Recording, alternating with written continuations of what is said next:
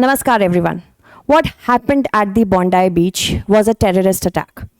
The Australian government says that it was due to Islamic State ideology.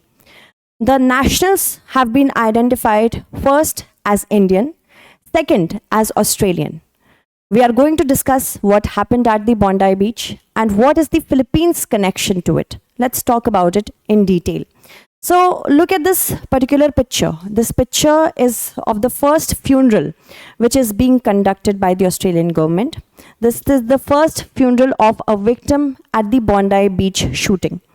The Bondi Beach incidents reminds us of the stark reality of the evolving nature of terrorism and how terrorism across the globe is a common problem for democracies.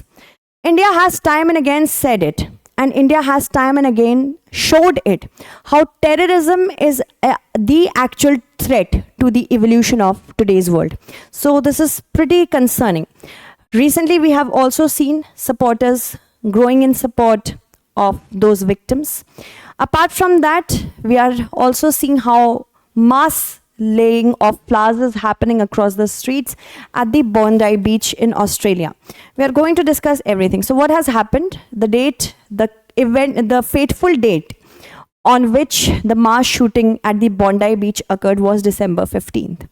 Location was Bondi Beach, which is in Sydney, Australia. This was a festive event to celebrate Hanukkah, which is a very important event for the Jews. 15 people have been killed and others have been injured. Deadliest shooting, it was seen in Australia in decades. Terrorism-inspired attack, especially the Australian government says that it is an Islamic State-inspired terror attack. So this is one thing that we have to understand.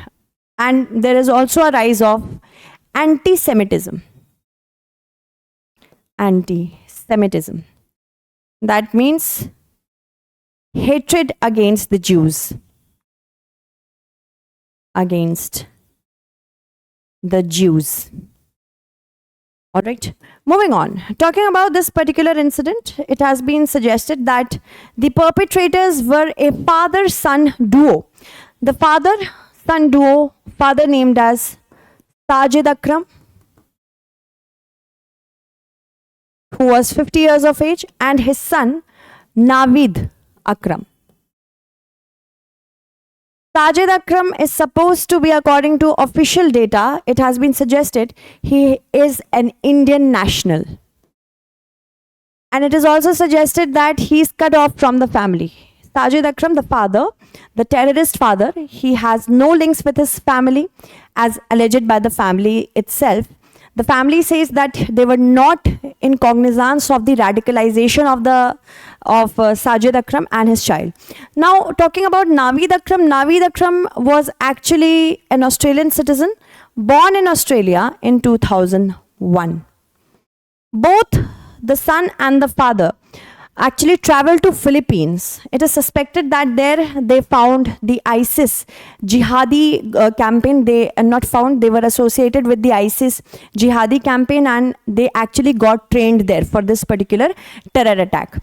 And there is a link to Hyderabad. Sajid Akram is believed to, by the Indian officials, by the Philippine officials also, and Australian officials also, he has a link to Hyderabad. That is why he is considered as an Indian national. Now, father Sajid Akram, he was a licensed gun owner. He was a resident return visa holder eligible for firearms license. That is why he got a firearm. Naveed Akram was just 24. He was Australian born, but he was also investigated previously for extremist association back in 2019, although he was not on any sort of counter-terrorism watch list. So this is also very important for us to know. They were leading a normal life in Sydney. Their neighbors also said that they were not very different from other people. They looked very pretty normal. Apart from that, talking about the attack details, there is a motivation of Islamic State ideology. That means it is the Islamic State ideology says that the world needs to be Islamic in nature. There should be a world which just gives its allegiance to Islam, and that is a radicalized form of Islam. That means you have to be tolerant of only one religion, and that is Islam, nothing else. For execution has been done, as you can see. Their cars had IED, explosive devices, like in India also. The Red Fort, New Delhi incident, terrorist incident, explosive devices were found in the car itself. So that is a kind of concern. As you can see, this is the beach where the attacks happened, the Bondi beach. And this was the region from where they were attacking. Bridge was also connected to it. So something we must be mindful of, this fact that how such executions happen. Hanukkah celebration were going on in the beach, Bondi beach, at the Bondi beach where the execution happened. So Sajid was killed by the police at the scene. Naveed was critically injured and he has been hospitalized. Evidence is that 2 homemade ISIS flags were found in younger suspect's vehicle. That means Naveed had ISIS flags. ISIS is not completely vanished. It has decentralized itself. So that's a concern. Philippines, they visited back in November 2023 when they departed Sydney. Destination was Manila in the Mindanao of southern Philippines. See, this is Mindanao. Okay. So here is the Mindanao or the Mindanao island of Philippines. Here is the city of Davao where they allegedly got the training for this particular terrorist incident. This is a suspicion because in Mindanao, if we see that ISIS campaigns go a lot over here. So this is pretty concerning to us. Apart from that, if we talk about the connection of militancy, now see, Bondi Beach, they flew to Manila on November 1st from Sydney. This is what we know of. They visited the Davao city and left Philippines on November 28. And apart from that, if we see the connection with Philippines, Philippines is actually known for radicalization, especially in Mindanao. Here, most of the population, 96%, 94 to 96%, it is suggested that Roman Catholics live here.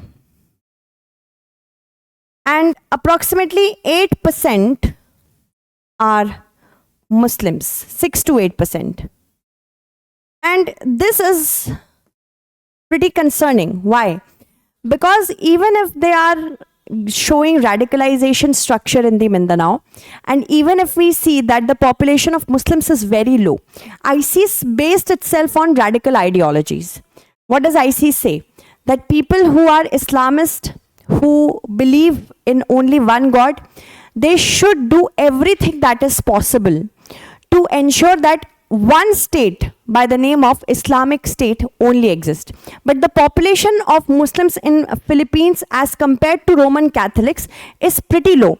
And Mindanao is actually known for militancy. How does it happen?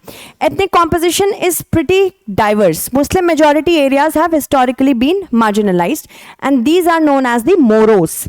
Now historical marginalization starts from 16th to 19th century when Spanish colonial rule began there. Spain used to have their stronghold in Philippines.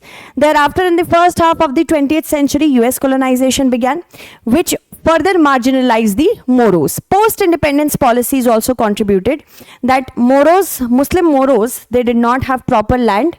Resettlement of Christians happened in the south. They started feeling marginalized.